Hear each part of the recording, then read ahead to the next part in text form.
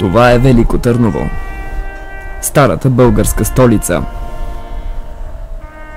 Емблематичният силует на средновековието и модерния град.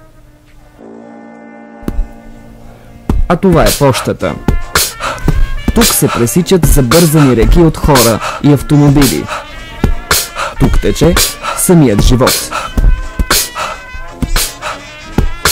Любимото място за срещи на поколения влюбени, на добри приятели и на съвсем обикновени хора. Един от тях е Бай Христо.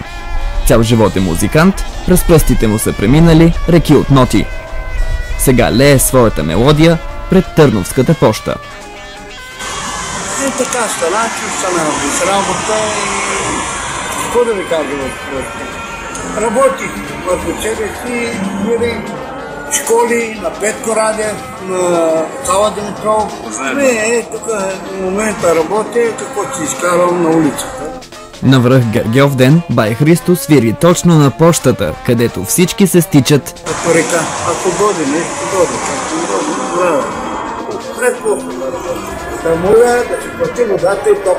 И въпреки трудностите на живота, стария музикант не унива. На своята открита сцена раздава звук и усмивки от сутрин до здрач. Всеки човек всъщност е неповторим. Всяка история е капка в морето от емоции, което е старата столица. Всеки рисува своите цели и мечти и търси своето място. Животът е кръговрат.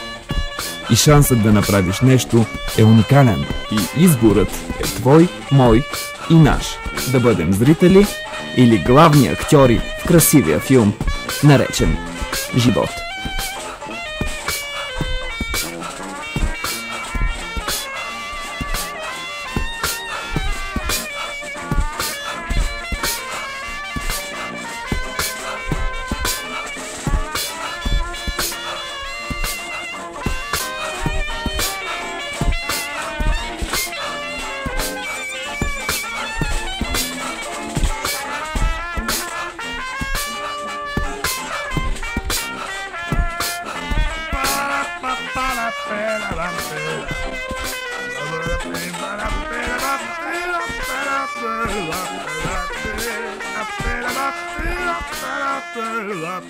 Up.